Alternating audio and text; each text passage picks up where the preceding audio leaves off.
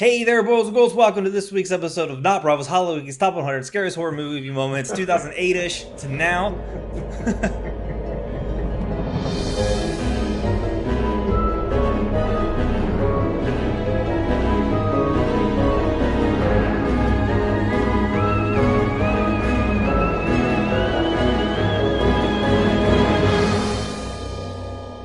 We're doing this. I like any series that has the letters ish in it is a winner. Ish. Because I realized one of our picks, this one is an ish, but it's so good that like I don't give a shit. I'm done policing it. Agreed.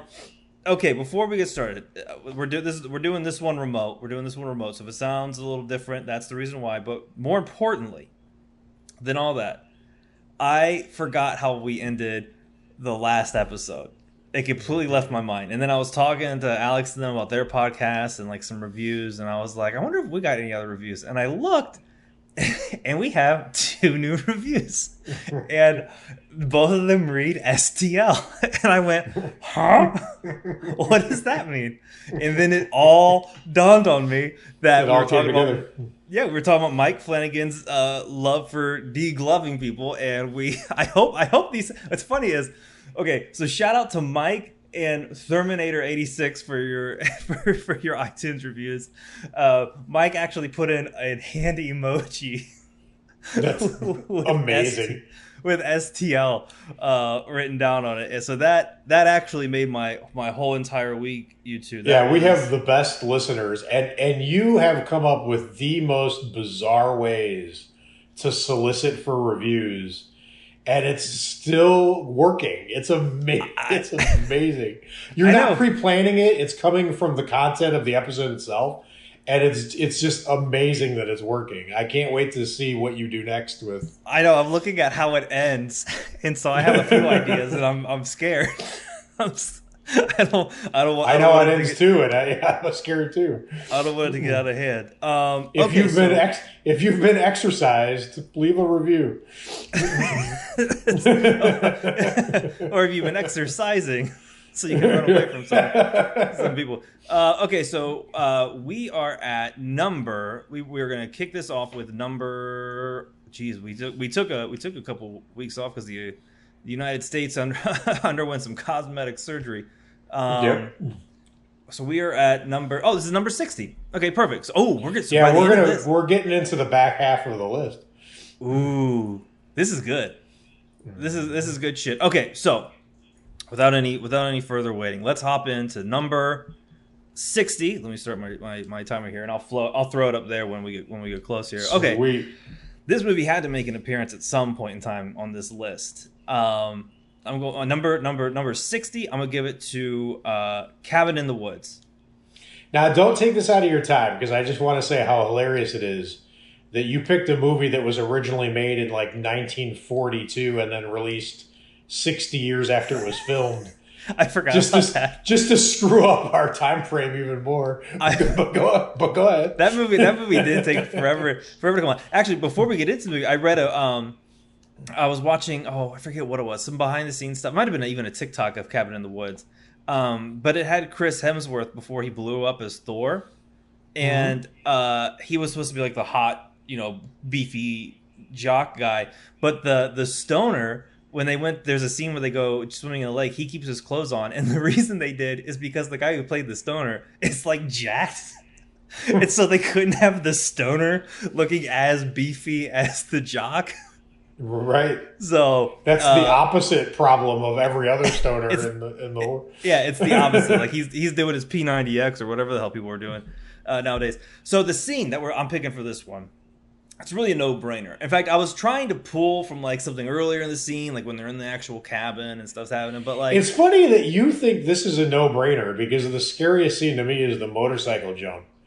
I almost went with that. that was so I was trying to think of something in the cabin, and then the motorcycle scene is like that one's sort of like a yes, because that's a very oh shit moment, like when like the rules of the movie set in.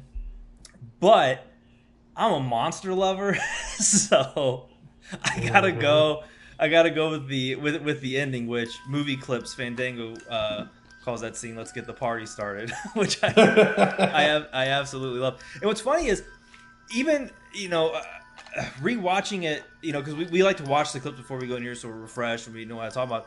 Even watching it this time, there are things that I caught now that I haven't seen even through my multiple times of watching this. Mm-hmm. And more importantly, when I watched it, like, it felt I was having this, like, wasn't anxiety, but like I felt this rush of like a haunted house rush. Rewatching it, I got all my lights on, I got a Christmas candle lit, I'm in the Christmas spirit right now, and even watching it then, I still got that vibe of like every corner is going to be something scarier and darker. And listening to it with headphones, because normally we watch the movies on our TVs with soundbars. Watching it with good headphones on, there was one thing I picked up with. I think it's a banshee. I think you would consider a banshee or a specter or whatever.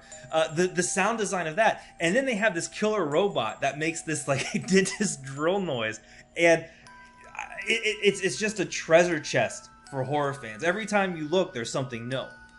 Yep, and the merman, you gotta.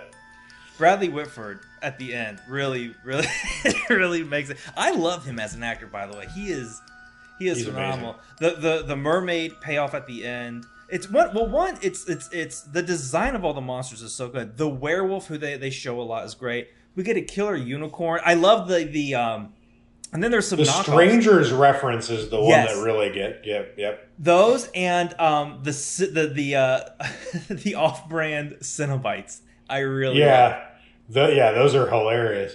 Those are all good. I actually really liked the fact, I never caught this until I just watched the scene with you just now, but the mayhem of that scene is really what makes the kind of ridiculous ending work. Yeah, because it's so chaotic and zany that when you would get spoiler, the entire world ends. But you feel like it's sort of inevitable, which would not work in most other movies, but really works here, and it's all set up by that monster scene. And what's the thing you just touched on is how chaotic it feels. I think it's really hard to film chaos and have it still make sense to the viewer. Like, it's organized chaos. Like, there's a lot going on, but I never feel really confused by it. It's like, this is kind of, it reminds me of the first time I ever went to the Golden Corral. I was a young boy, and I was like, oh my God, look at all this. Every time I walked up, there was something new. Well, true. And then the other thing, which is I think the neatest trick this movie pulls is it intentionally made the characters stereotypes, but you still care about them.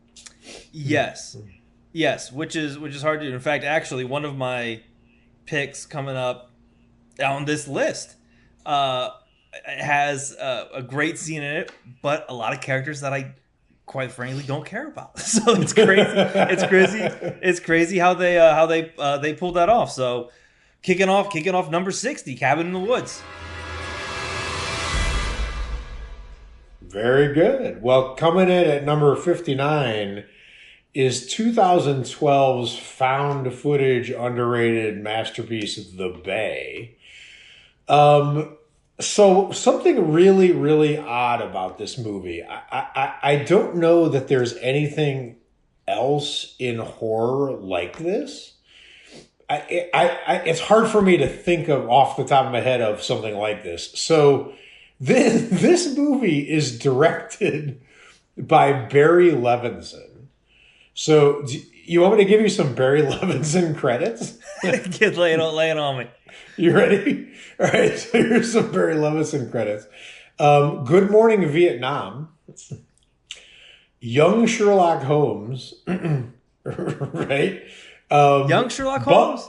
Yeah, Young Sherlock Holmes. Bugsy. Bugsy.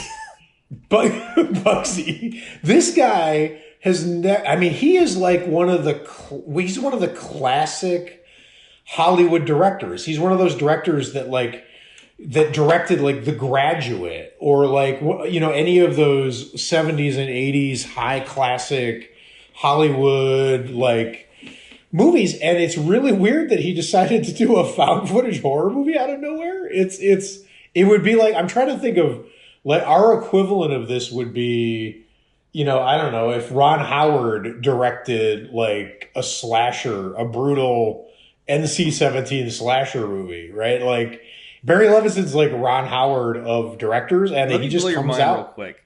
Go, The reason I freaked out when you said young Sherlock Holmes, so this guy who did The Bay is a filmmaking pioneer. He had the first all CG character in film.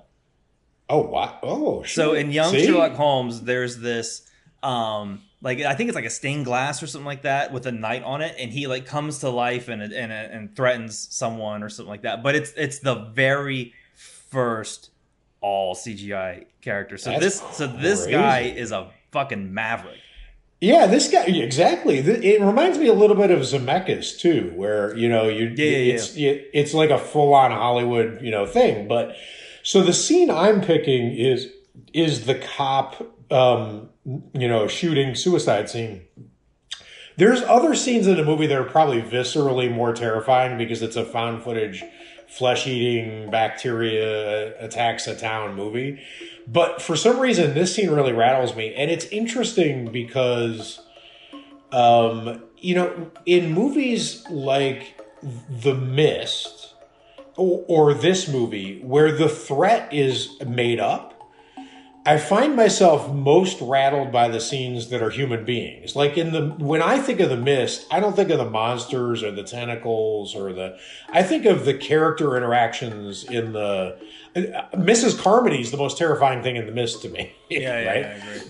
So, and in this movie, there's nothing in this scene that I picked, but for some reason, the scene really, really rattled me. In movies where the threat isn't made up, like a movie like Jaws or Rogue or whatever, it's those movies. I remember the monster as much as I remember the humans, but in the made up threat movies, I tend to fix on the humans. I don't know why. It's a weird phenomenon, but there's something really the amazing thing is the bet I made myself before you watched the scene came true.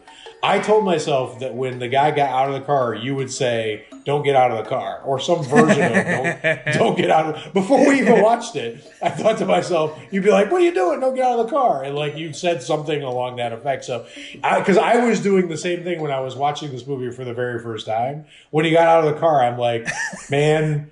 I give you props for staying true to your profession, and you're going to die. That's just all there is to it. Right? So it's just a terrifying kind of like mini human Shakespeare tragedy in the middle of this found footage movie, and I really dig it. So that's really it. It's not a fancy scene. It's not an elaborate scene. I just think it's perfectly executed. Heavy. It's heavy and it's perfectly executed by the guy who brought us Good Morning Vietnam. Which, not coincidentally enough, I read an article today where they had written an entire sequel to Good Morning Vietnam. I think it was called like Good Morning Chicago or something like that. What the hell? yeah. So this dude's career could have went all over the place. It ended up ending it, or not ending it, but throwing in a brain-eating thing. Which, whenever I see this movie, I always think of Michael Bay. Every time I see it, I'm like, Michael Bay? No. I've heard about it. Not Michael Bay. Not enough explosions. All right, so that's 50. That's 59. So the Bay kicking off the 50s. That's gnarly. All right. Well, I don't want to get too buried in this list with number. Dun. Oh, I gotta do my dun dun dun dun. Oh, that's right. You can only be buried so deep. Dun dun dun. I don't know. They probably would say something stupid like that. They would. Number 58. I'm gonna go with buried.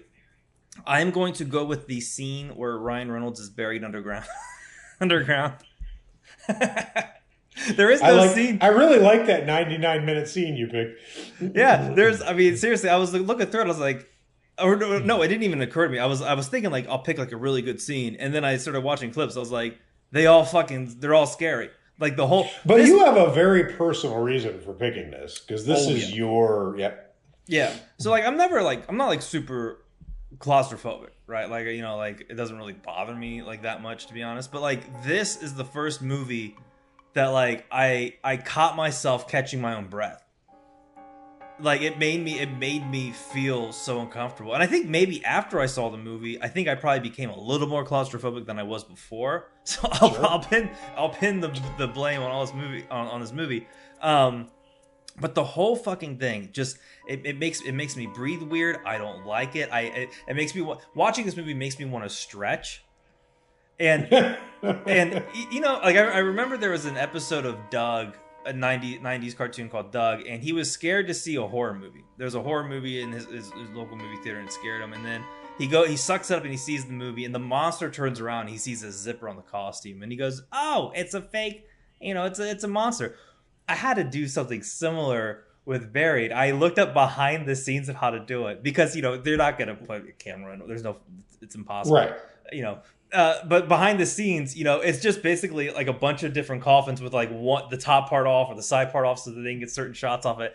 And after I saw the behind the scenes, I could finally, like, after years of like holding that anxiety from it, I could take a big... That is so interesting that you had to like defang this movie. Yeah, I really did. And you know, I think there's only been a handful of other movies that like really got to me the way this movie did. At least there's other movies that mess with you like emotionally. Like we watched Will You Be My Neighbor? So let me tell you about the waterworks that movie provided. And there's other movies where like you feel something afterwards. Like another one on my list further down. That's actually my top pick for this chunk. That hit me differently, but it's usually mentally or like emotionally. This was like the first time I ever felt anything physically, like where I had to like and like tell myself to breathe and like tell myself, you know, I'm not in that box. You know, it's gonna be okay. You know, if I had to nail it down to a scene, it's really hard not to pick the ending when Ryan Reynolds believes that the people coming to save him are at his location, and it turns out they're not. and he's gonna kick the bucket. But I had to put this movie on here because I think out of almost all of them, it's the only one that physically made me physically moved me. Yeah, and that buried alive fear is underrated. You know, in movies, people talk about, you know, they made arachnophobia and they make, you know, snake movies and they make like whatever, but like the buried alive, we've said this before, even on this podcast, but The Vanishing, the original one, not the crappy American version, it might be the only movie that I couldn't rewatch. I just have never rewatched it. I've never gone back and revisited it and that's never happened to me. Like I could rewatch Sallow and Human Centipede. That doesn't matter. Like, but for some reason that buried alive thing is a really impactful. So yeah, I'm right there with you. The only other time where like I felt that way, it actually Buried made me love Kill Bill. Because of the scene when she gets out, like a little punch out of the thing there. Like, in fact, I think I remember watching Buried. I was like, just do the Kill Bill. Yeah, just do it. Just do the punch. The Kill Bill thing. But the Buried Alive thing. You know, that's the thing as like a horror fan is I think when you watch horror movies, like when I watched Texas Chainsaw Massacre, I'm like, well, if I was her, I would have jumped out that window and took off like, you know, like she did or something like that. Like you like to put yourself in those scenarios. And the Buried Alive one is the only one where like I can't think of it. Like I cannot. Yeah, no, it's super powerful. I remember it was the only effective scene in The Nun. I hated the entire movie except for the graveyard bells kind of like gimmicky thing, which was cool. Yeah, no, it was great. So it had. So I don't have this list. I love it. I don't have the order in front of me, so why don't you introduce 58 and then I'll take it. Okay, 50. Actually, yeah, 50. Dung, 57. Dung, dung. Is it a crocodile or an alligator? I don't know. No. 57. Rogue. You should introduce all of them from now on. This is so good. I'll go for it. I'm down. Okay, so Rogue. This movie is everything Crawl wanted to be and isn't. And it was a tremendous movie, but the scene that I'm picking is just the end sequence. So there's a lot of scary moments. There's a great moment early in the movie where the croc takes someone, and it's in a blink of an eye. You don't even really see it happening, but it's so quick and it's so terrifying because you sort of like crocs are inherently scary, but you sort of mentally just give them the characteristic of slow.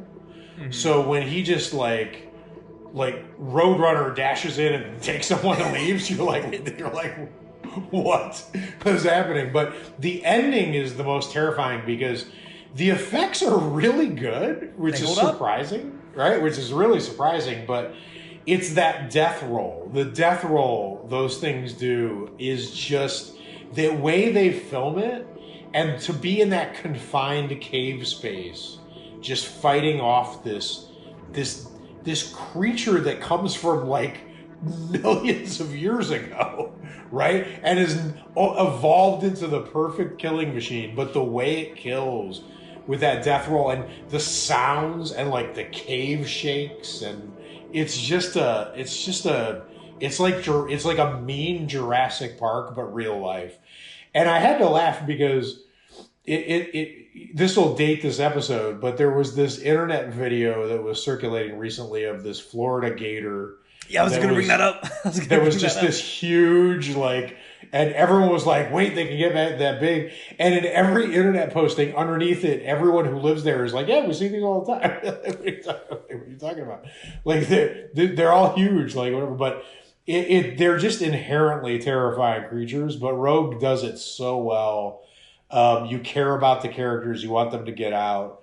And I was sort of rooting for the creature, too. It was weird, like, because it was just such a good movie and I was having such a good time with it that it was one of those like feel good, like I just like every character in it, including the murderous crocodile. Yeah, I mean the whole supporting cast is great, and you care about them, and they all have stories that aren't like they don't suck. And they're not going to say apex predator all day. Swim like hell. They're not getting any of that. No, but you genuinely do care about the people who are on that excursion going out and doing that stuff. The monster still looks good. I've always loved crocodiles and alligators, and I think it's because I think I can trace it back to two possibilities of why I think they're always awesome. One, when I was in first grade, my mom would pack my lunch and I would get these cheddar cheese balls that had a crocodile or alligator on it.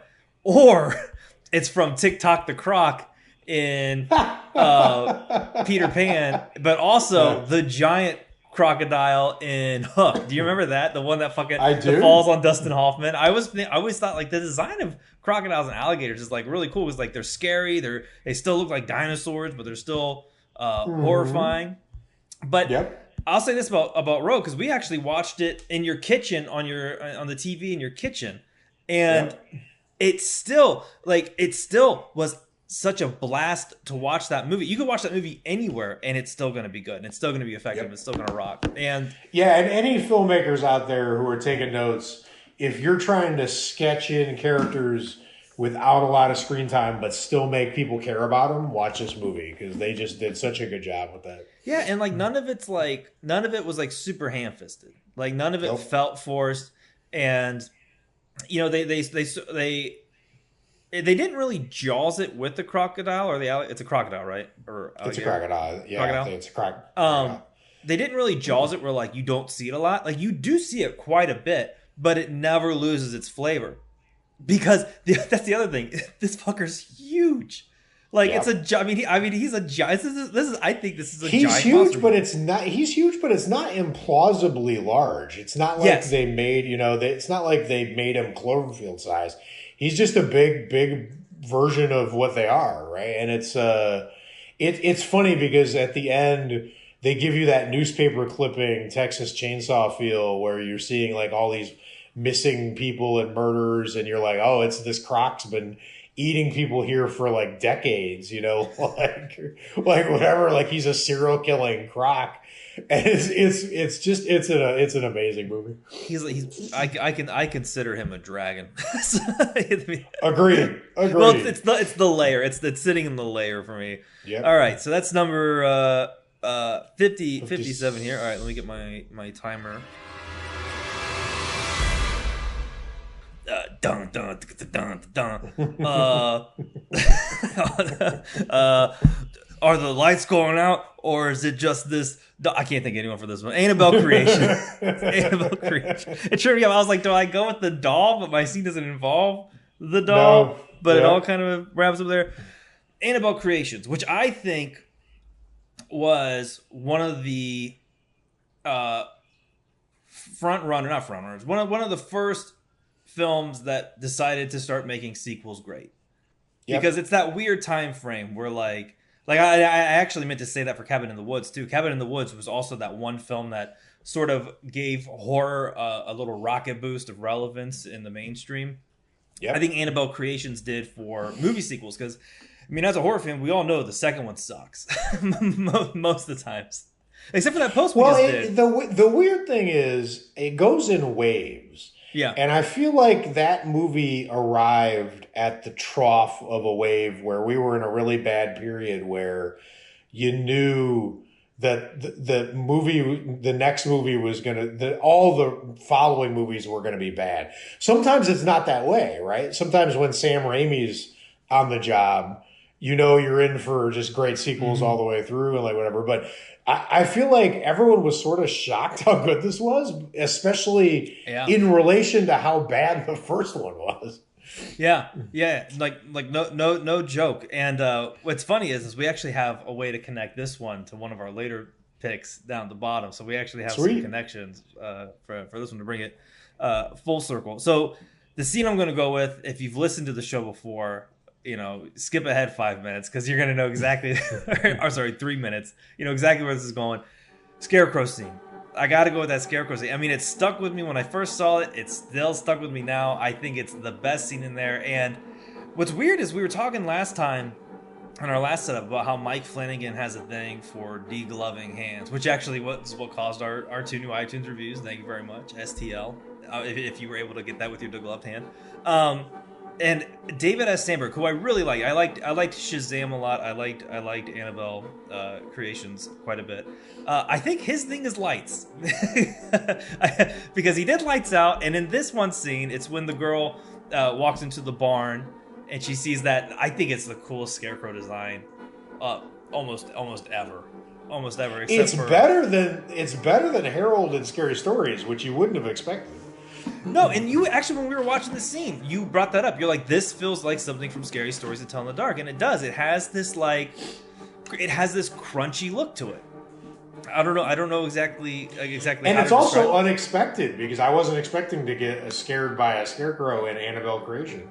No, but the way it moves when the creature's coming through there. Wedge, by the way, I wanted to bring this up because I'm posing this to David Sandberg himself. I want to know this because James Wan just came out on Instagram like a week ago, maybe a little longer than that, maybe a little less, of how in The Conjuring 2, before they went with Valak, they had an animatronic, a demon. Rewatching this scene, and after seeing that post, I realized they kind of have the same aesthetic and theme. You know, they don't look exactly the same, but they look pretty similar. So I wonder if that was what the Warner Brothers was trying to do, if they had some sort of big game idea with that look and they decided to just scrap that and go with something else. I'm very curious about that. But it also incorporates some of the stuff that we liked with Split. So with Split we went with the personality change scene, but we almost went with when the Beast was going down the hall and smashing out the lights, which is what this scene does, but in a more demonic way because the light bulbs are twisting out. And I think there's something about like the lights getting show off around you that's always really scary. On top of a scarecrow coming to life, I think is a very effective scene. But I had to go with that scarecrow scene. I love the scene, I you know, it's weird because I'm hoping that this is true because it would have been true if I had done it. But this feels like the biggest secret inside fuck you joke in the history of modern horror. Because if I tell you, we haven't rehearsed this, right? Let's see if this plays out the way I think it's going to. In real time, let's see if this plays out, right? So tell me horror cliches that fans hate.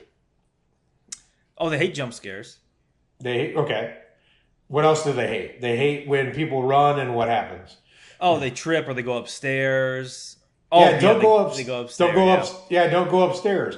So this scene contrives a way to force a person in the middle of a life and death situation to go up a ladder.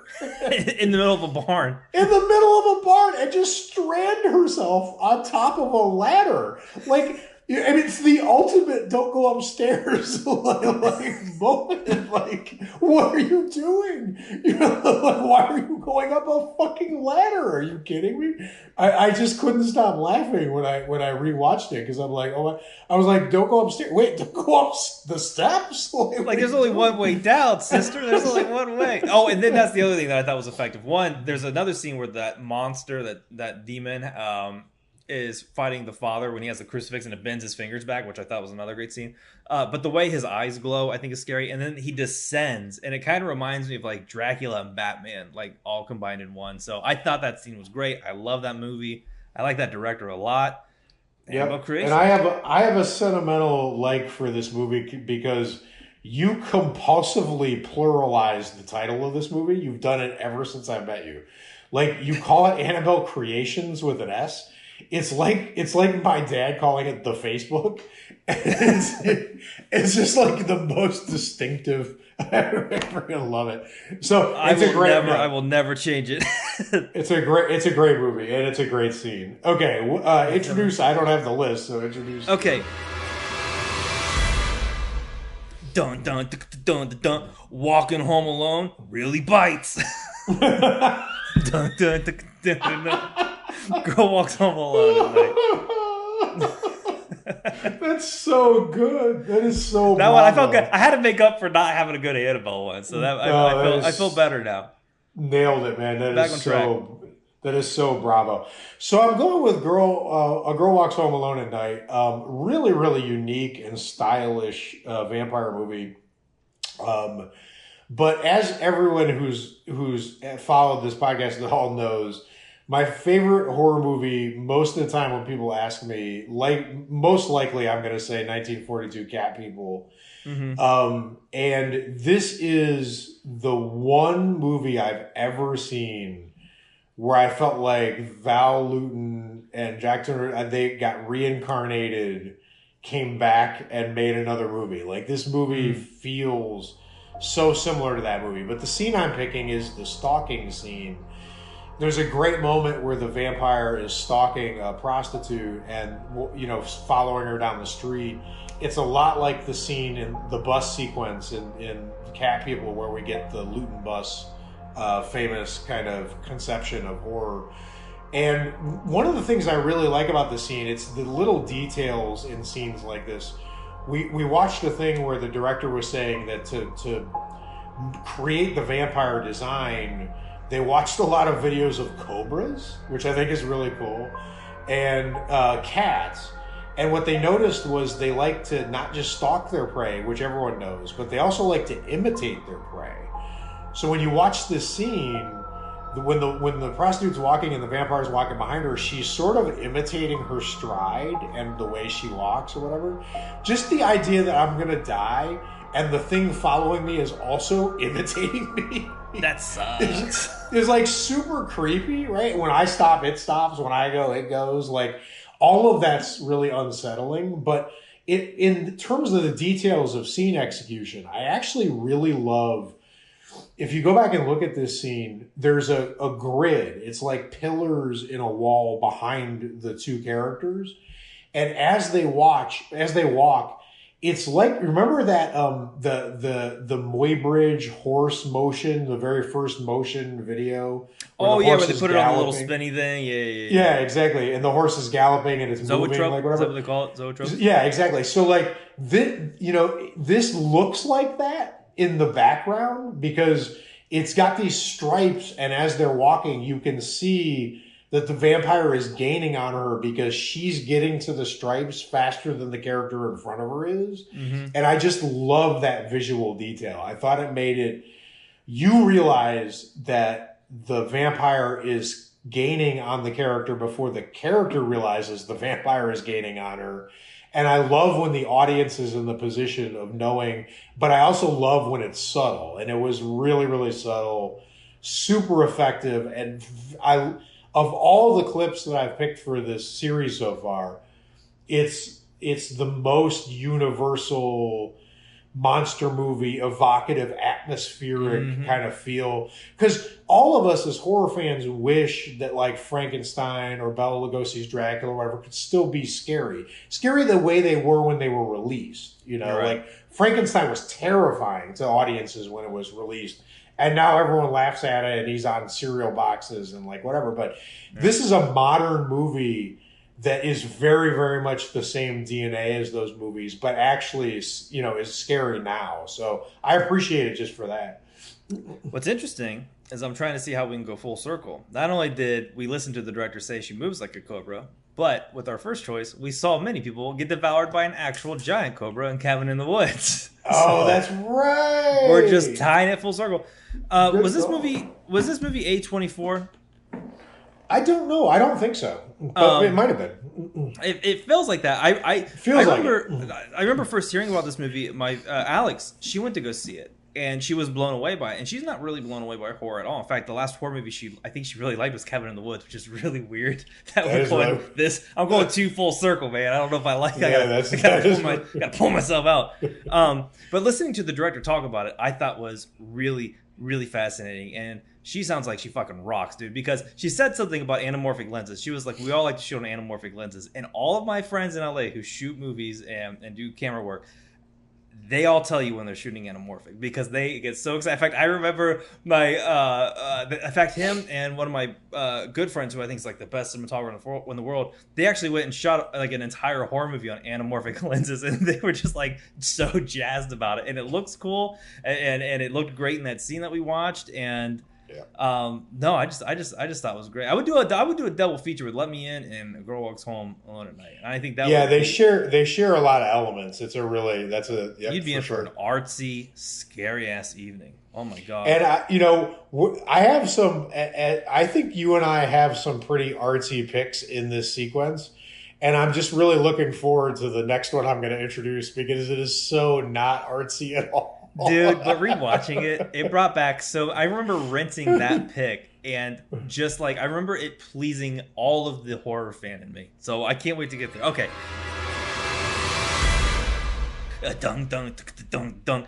You think walking home alone sucks? Try walking through the Scandinavian forest with your friends. Dun, dun, dun, dun. All right, number 54. We just watched this. This was our big Halloween watch. You know, we had our little quarantine group together, just like the four of us, and we watched. I think it was four of us, and we watched The Ritual, which still holds up. We saw it when it first came out. We did a review of it then. We loved it then.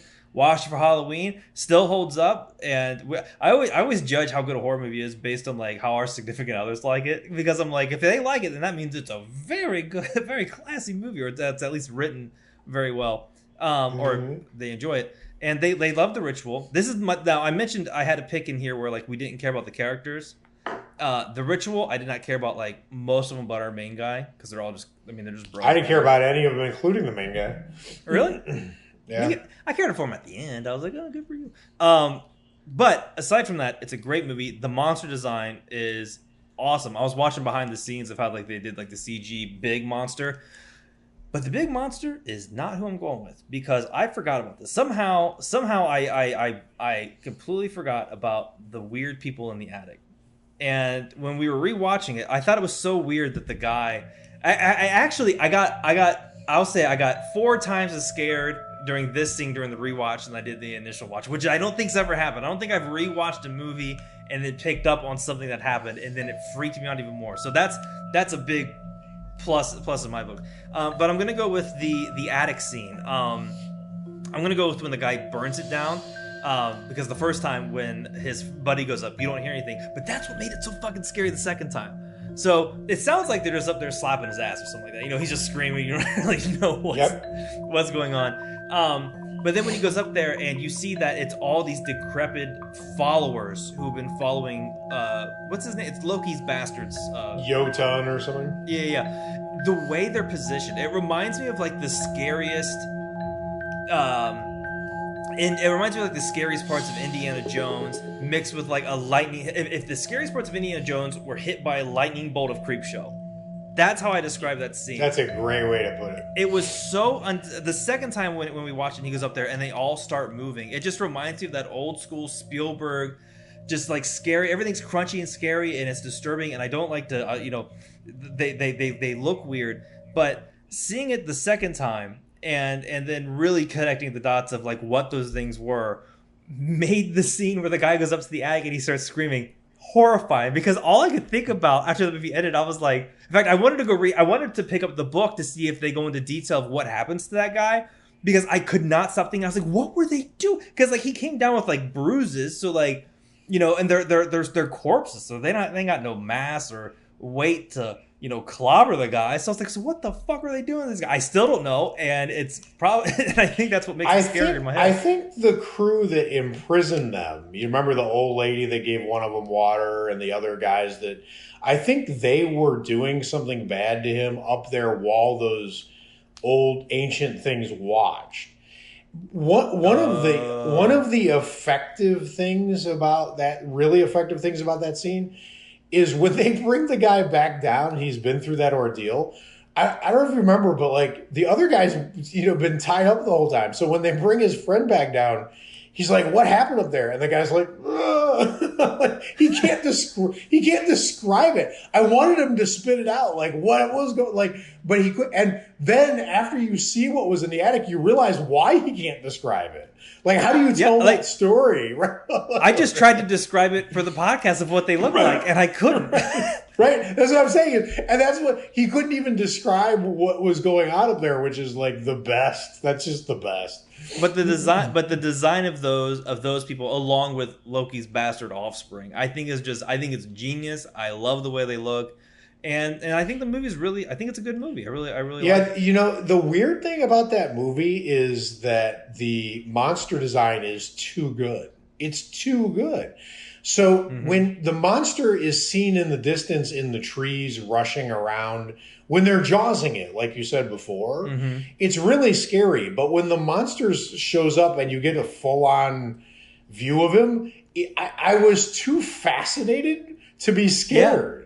I was too much like, and then the camera would cut away, and I'd be like, "No, go back!" You want to study it, right? I want to figure out what this thing is, right? Like when it stands up at its full height is one of the best shots in a modern horror movie, but it's too good because you're not scared. You're too much like, whoa, like check that out. And honestly, it's like the most non-Del Toro monster I've ever seen.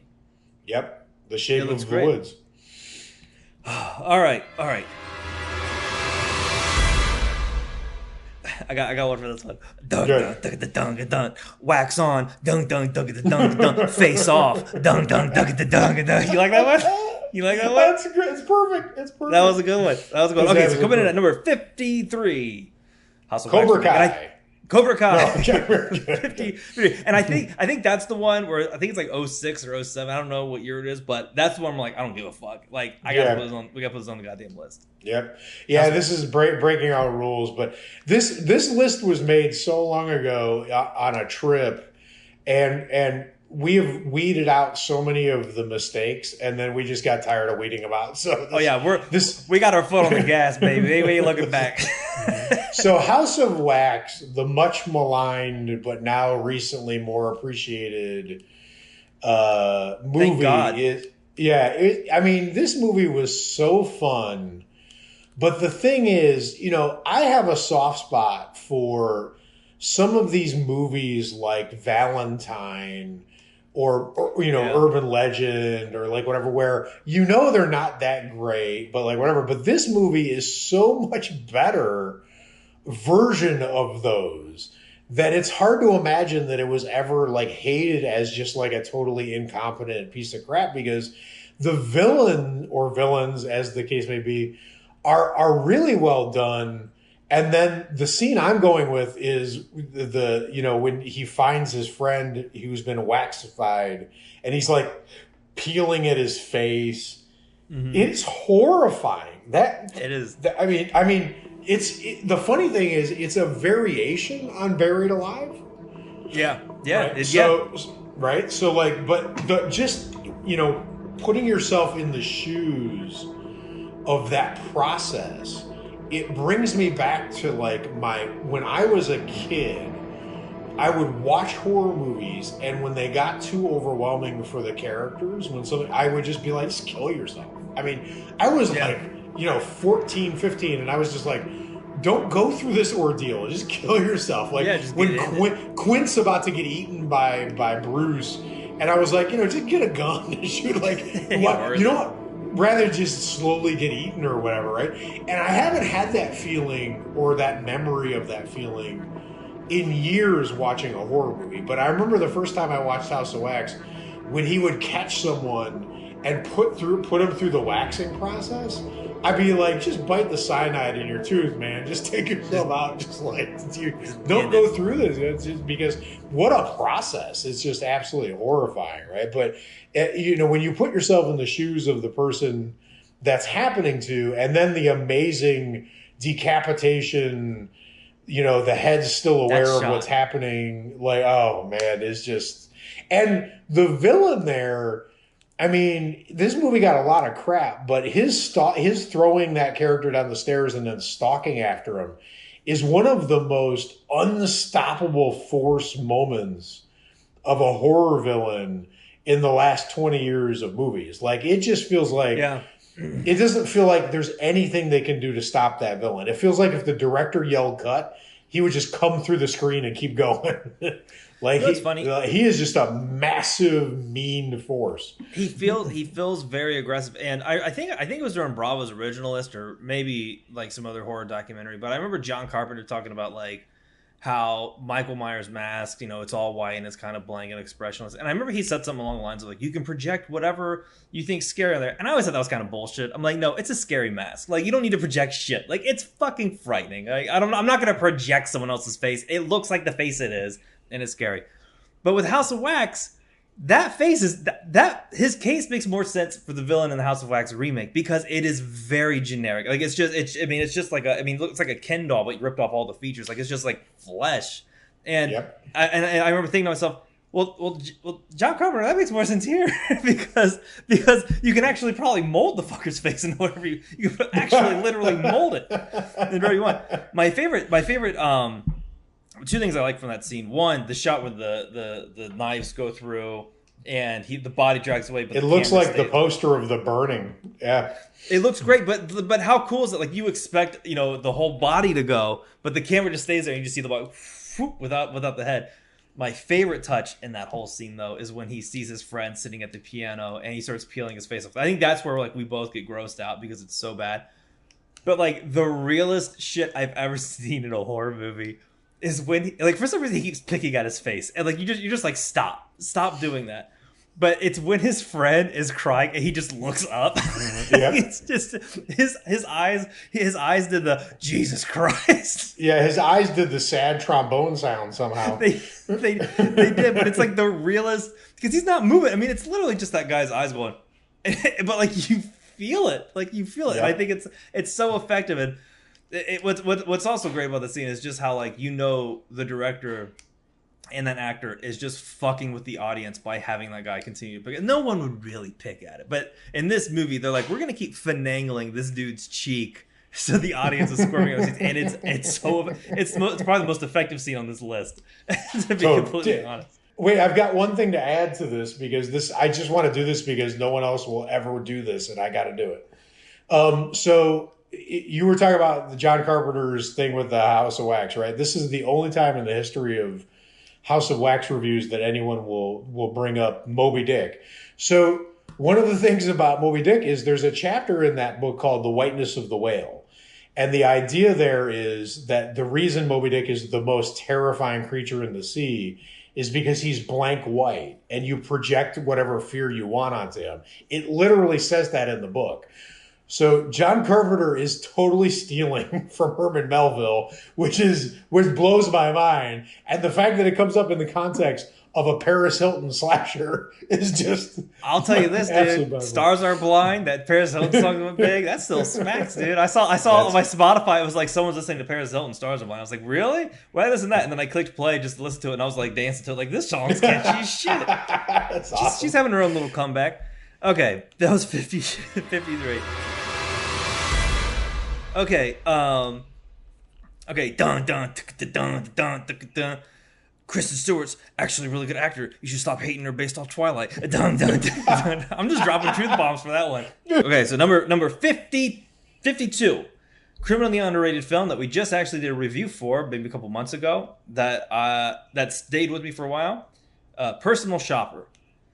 This is not, it's crazy. We had Cabin in the Woods up here with, monsters going crazy, Ryan Reynolds being buried alive, parasitic, things that make you kill yourself and eat your flesh, vampires chasing you, killer dolls, people dipping you in wax, people sacrificing you to Loki. This one's just a woman trying to make contact with her brother, her twin brother, and it is scary. Like, it doesn't sound scary. It really doesn't.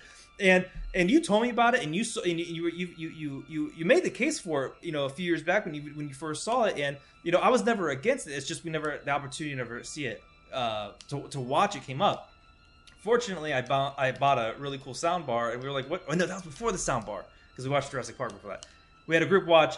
This movie scared the shit out of me. I didn't expect it to scare me. I didn't know what to expect really because it's an artsy fartsy Kristen Stewart movie. I did not expect to be scared by this movie. The scene that I'm going to go with, and we can explain it. You're very good at explaining because you know this movie like the back of your hand. I was going to go with the first time she's walking through the house and she thinks he sees her brother because then you kind of see it. And I think I'm going to go with the hybrid. I think I'm going to cheat. I'm going to go with that scene and then the ending scene where you see some paranormal shit with her brother. Both of those scenes are, they are just so well crafted. I can't think of a better way to do a ghost movie than the way Personal Shopper did. Yep. The fact that and I even forgot this movie has a murderer in it, and there's a murder plot in this thing with the paranormal stuff, and it just works so perfectly. And this movie is pretty quiet. Yep. This is a pretty quiet movie. And it's a very quiet movie, but I think one of the things that's really magical about this movie is I think it's even better than the people making it thought. I think there's more in there than they were going for. I think it's just one of those really lucky accidents. Not nothing against their skill. They made a really skillful movie, but I think there's something in here where it's sort of like Edgar Allan Poe. Like it really feels like a modern tech version of something Edgar Allan Poe would have had a nightmare about, right? Like it's a very, very slow burn. But you're right. Like the thing is, when you start to realize that there's things happening in the background, which is the staple of all horror movies, right? Like you're looking in the background, it's Hereditary, it's John Carpenter's Halloween, it's all those things where you're staring at the background. And in this movie, you realize that one of the most amazing tricks this movie pulls is this girl, the person that Kristen Stewart's playing, she backgrounded her whole life. She put herself in her own background. She's deprioritized her own life for other people. That's why she's their personal shopper, right? Mm-hmm. She's the background, right? Wow. Like, so you got nowhere to look because the whole movie is background. Everything about this movie is the terrifying little twitchy motion in the background. And this movie just decided to make an entire movie about that. And because it really went in on that and it was really well done, it's a very unsettling movie. It's one of those movies that creeps in and gets under your skin and you'll just find yourself thinking about it out of nowhere. Well, what I really like is thinking about it. The first time in the beginning of the movie where she's walking around the house and you do see something in the background. It's very out of focus, and it's one of those like you as the audience you're kind of questioning it, but like you're pretty certain it's a ghost. I mean, you're watching a ghost movie, so you sort of know what it is, but you're kind of questioning it. Juxtaposed to the ending, it is unquestionably her brother, and. Yep. And what's funny is even when it's her brother, I still had this faint little part of me that was still like, but is it her brother? Like, I mean, I know it's her brother, duh. But like the fact that it's a ghost, it's like trying to grab on the monkey bars when they're like slippery or wet. Like you can grab onto it, but like there's something like there's a disconnect there, and it just Well, and it's because there's another ghost. Remember, there's a malignant ghost that you see earlier in the movie. That's right. Right? So, like, there's another malignant ghost. And then there's also the sort of repulsion, crazy, all in your head angle to it, too. So when you put it all together, you described it perfectly. It's like slippery, it's like monkey bars in the rain. You know you're going to get your hands on them. You just don't know if you're going to fall to your death. But I had to put it on the list because this movie, where Buried messed with me physically, this movie messed with me emotionally. Like I would say on like the same parallels like what a Hereditary did. You know, it's not as scary as a Hereditary, but it laid, you know, eggs where it needed to for me to like think about it afterwards and to give me the willies. So 52. Perfect. All right, here we go. All right, last one for this 10. What am I gonna do for that one? Done. You got nothing to do for this because you've got nothing to do for this movie, man. So coming in at 51, I can do that. Dun. It's almost winter. Grab your black coat and hide your daughters. I got nothing. No, that was actually pretty good for improvising. So Blackcoat's Daughter is actually pretty similar to Personal Shopper in a lot of respects. It's one of those slower burn, really unsettling films. I love that this is made by Anthony Perkins' son, and so there's a writer who meant a lot to me who recently passed away. His name's Harold Bloom. He's a literary critic, and what he's known for, his theory is called the anxiety of influence. His basic theory is that every great artist is overshadowed by an artist that came before them that they're trying to struggle with. They don't want to sound like them, but they respect them so much that they're always going to be, you know, it would be like trying to make a slasher film and not do John Carpenter things, right? Everyone's got to figure out how they're going to grapple with John Carpenter if they're doing, because everyone's going to compare you to the original, right? So you have that kind of vibe going on, right? So what's really interesting about this movie is Anthony Perkins' son. What would he have to grapple with? Like, what is the thing you would have to grapple with? Well, stabbing, right? Like, stabbing is the thing where he's going to put stabbing in a movie, but like you're Anthony Perkins' son. So the stabbing that happens in this movie is so weird. All of the stabbings are so weird. When we were watching it, I was like, that's a weird angle. Right, and they sound weird, and it's like this robotic, like wet sounding, repetitive, look like and it's weird because you know at some point he had to think to himself, well, I'm going to just do a fucking stabbing scene, but I can't do it like the shower scene. So I feel like he's doing the anxiety of influence thing. So the scene I'm picking is the stabbing scene that's followed with the exorcism scene. The car scene is filmed super terrifying. It's really, really well done. But the thing that really scared me about this was the exorcism scene, because this is the only exorcism I have ever seen in a movie where the person getting exorcised regrets that it happened. Yeah. I've never seen that before.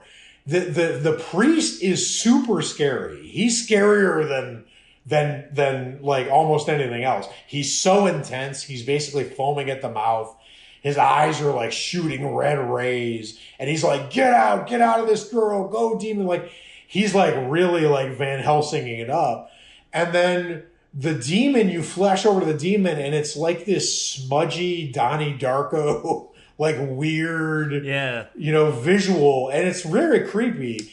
And then the devil, the demon that's been exorcised, is now out of the girl standing over in the corner. And then when the camera goes back, it's gone, and you just hear the girl under her breath go, "Don't go." And it's so terrifying to me. The idea that you want your demon around. and that you're lost without your inner demon. I've never seen that done before, and it's done so well that it really impacted me, and it's super scary. So the whole movie is intense and very, very well done. But I love how weird the stabbings are and how weird the exorcisms are. It's like a real quiet, original twist on like a couple of horror tropes that you never really see done in a fresh way. And this movie nailed it. It's like the first time you have like a, what was it? I think I had it at the movie theater. It was like a cherry vanilla Coke. You're like, oh, I wouldn't have ever put those two together, but that's quite delicious. Exactly. There is something about this stabbing scene. Like, I mean, it's not like, what do they call it? Gallo horror, whatever it was called. Giallo, yeah. The knife stuff. There's something, it doesn't fit into that, but like there's something, I call it strangers horror. There's, because like the way people were stabbed into strangers, I think is done in a very specific way. And this reminded me a lot of that. Like, yeah, it reminded me of that, but it reminded me more, and you wouldn't, because I still haven't cajoled you into watching this movie, but it reminded me a lot of Zodiac. There's a lot of similarities to why Zodiac is scary and why this car stabbing scene is scary. Some of the camera angles are similar. Some of the taillight colors, atmosphere is similar. The car, I've seen some clips from it, and I sort of got a little. It felt kind of Finchery, like kind of cold. Yep. But it's it's just really, really well done. But to have that exorcism twist where, you know, where it's just like where the priest has put his life on the line and finally figure out how to get the demon out of you, and the demon leaves, and you're like, don't go. Like, it's just. For some reason, that really rattled me. Well, what's also crazy about our list here to go full circle and close it out. This has, I think her name's Kieran. Oh my god, I have it up right here and I can't pronounce it. Kiernan Sipka. I've never actually tried to pronounce her name before. Sabrina. We know her as Sabrina. And then earlier in my Annabelle Creations list, we had I had her name up too. Oh, Miranda Otto and Zelda. So we had almost all of the important players from the Chilling Adventures of Sabrina in this one list, which makes me a happy camper. That's crazy, and we didn't even think of that. That was just accident. No, but I haven't. Okay, so if you liked this episode, which I thought that I'm pretty pleased with this block. Like, you know, this is, I mean, we're at the fifth. We're at the bottom half. Like, this is where shit's gonna get real. Okay, so it's gonna be really good. So you better subscribe and review. Now here's for the reviewers this week. Okay, so we had two reviewers glove their hands and give us reviews. Thank you. I hope you seeked medical care. This one's gonna be a little bit easier. I'm actually gonna call this the David S. Sandberg Review Challenge. I want you to go to iTunes, give us a 5 stars, hit review, and I was gonna say turn the lights up, but it doesn't matter because your phones have. Bright, even if you turn the brightness down all the way. Go to reviews, get it to where you can start typing a review. Close your eyes, lights out. So we're hitting his lights out film, and we're hitting the scene that was in this list. So I'm telling you, I've just done laps this episode of going full circle. So close your eyes and then try to give us your full review without looking. And you can't. That's good. It's got to be by the Scouts code. You can't change it. Which is whatever comes out comes out. Hopefully it's good. I don't know what's going to be. You got a real gift for this. I've already reviewed us, and I want to go do that. I think I might try it again because if you do it on your computer, you're not going to have like autocorrect like you would on your phone. So like the odds of it being well spelled depends on which device you give us the review on. Indeed. So all right, well that's we're now in the bottom half. I'm very excited to get there. And until next time, stay scary, watch a bunch of horror movies, wear a mask.